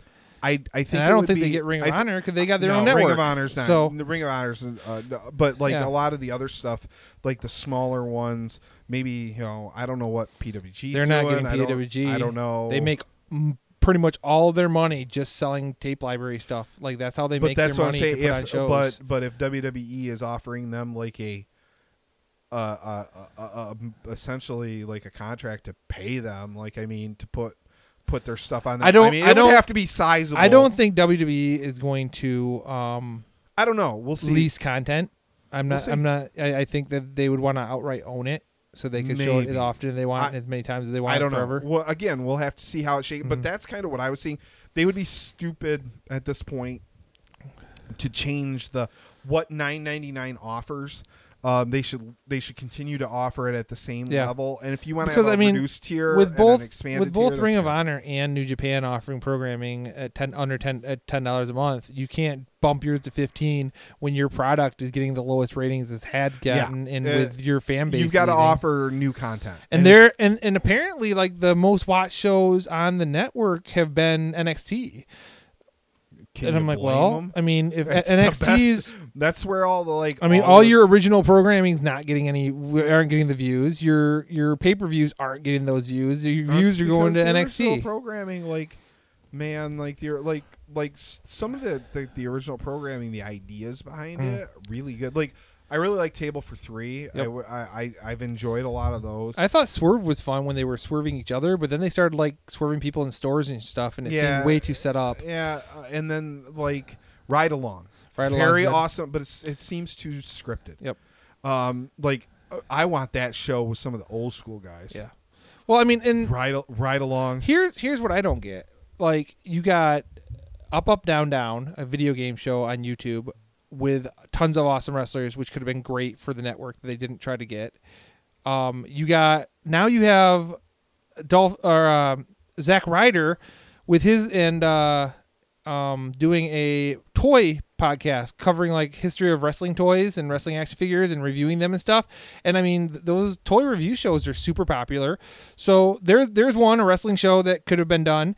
I don't understand. There's content out there, easy to create at inexpensive prices. I mean, you can do a toy review. You can do unboxing reviews. I mean, WWE, they have their shop. Why aren't they doing an unboxing show once a week where a guy unbox the newest stuff to come to WWE shop and see what's in that box? Well, there's so many things they could do that they just don't. Yeah, I mean, they're doing what they do. I mean, there's some good stuff there, but there's a lot of missed opportunities. I think the best thing for them is going to have that free option, because then they can be like, look at all of our subscribers when they talk to shareholders, and they can say, we have more subscribers than this subscription channel and this subscription channel, even though if they're not paid. Yeah, so, maybe. Yeah. I mean, I'm not I've said before, I'm a big fan of the network in terms of pricing. $10 a month, where I'm paying I'm willing to pay $10 a month for the pay-per-view. Like that is like I am not willing to pay, 30, 40, 50, 60, 70, who knows how much it would be today. Yeah. Now that pay-per-view for WWE has been off the table for a few years. Yeah. With inflation, I don't know how $69.95. I don't know how All In sold anything on pay-per-view or on Fight TV for that matter, when the option was there to buy for 999 yen to watch it, then like that later that day on New Japan, or for with like 120 for a full year subscription, you could watch it on Party of the Ring of Honor streaming. They just felt they probably $40-$50 price range. They probably didn't do great pay-per-view sales. They offered it because they probably did some, but a lot of people, they had that. How much money did they really? Because they outsourced a lot of that to Ring of Honor. Yep. It probably drove Ring of Honor. Yeah. Sales. So I mean, how much did it cost them to put it on pay-per-view? Versus how much. And I'm wondering how much of the production was done by Ring of Honor or done by Fight TV. A lot of it from outside looking in, and the way it was structured, a lot of that was just Ring of Honor. They like Ring of Honor. They basically rented Ring of Honor to do that part of it. They did. I know they did buy all the infrastructure was already in place. Well, yeah, they did. I know buy their own set, own ring, own aprons, all that stuff purchased on their own. But as far as like the production, and the cameras and the why would you need to do that? So it's you don't need to invest in all that. Ring of Honor's got really high quality gear to do it. You partner with them, you put it on their network, you give it to New Japan, you get it out there. Makes sense to me. So so here we are. I don't know. I'm not really excited for the Super Showdown in Australia. Again, maybe I'll get surprised. I'm curious on those two matches, the Daniel Bryan. It'll be. I mean, it sets up what's going on into the end of the year, into Rumble season, into Mania. Yep. Like we're almost there, man. Yeah. So I might watch up till the AJ match and then turn the rest off because I don't really care about the last couple. I'm gonna watch it, but like we'll see what happens. And then we're staring at Evolution and a lot of big shows at the beginning of the year. Wrestle Kingdom. Just a few months away. Rumble's one of my favorite pay-per-views of the year. Yep.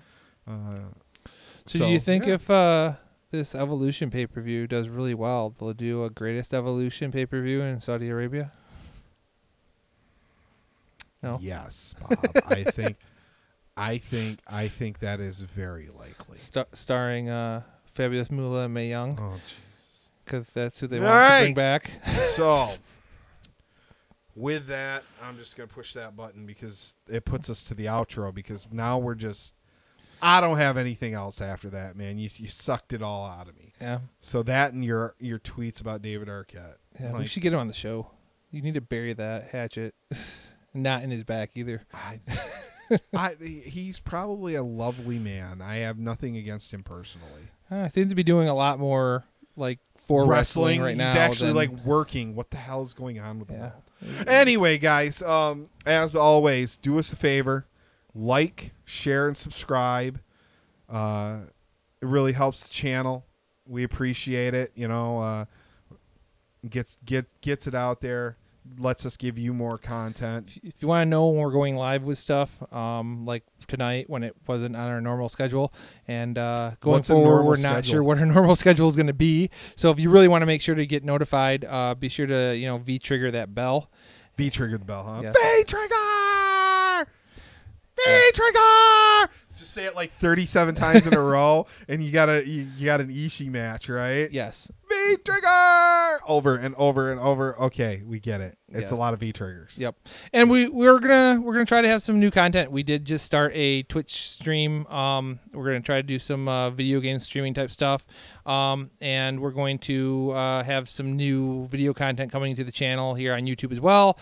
So keep your eyes open for that as well. We're gonna try to give you some new stuff just stuff to watch. We have a cigar review coming this week. Yeah, we have to work on that. We're gonna get that done this week and get it up because I've been fiending for that. I know, right? It's hard not to they're sitting here, both of them, and I'm like, man. Yeah, no. And it gets nice and cool out, and I can go start the bonfire, and I'm like, oh man, fall is here. It's cigar weather, so we're some gonna Buffalo Trace bourbon. We're going to review the wonderful cigars and have American a beverage Rebel cigars. Yes.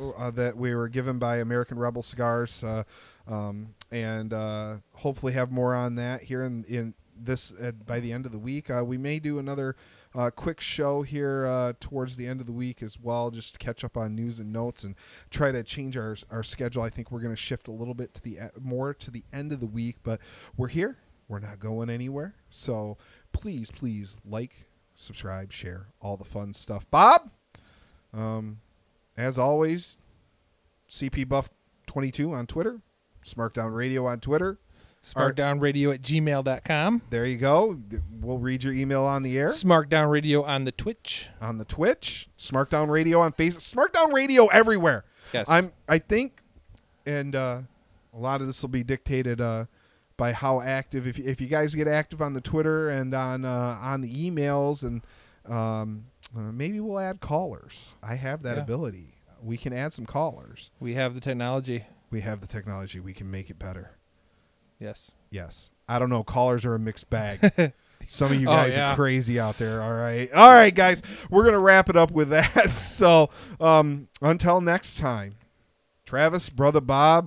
Bob, do you have anything else before I give this button some sweet chin music? Be sure to check out more David Arquette on Fight TV. Go fuck yourself.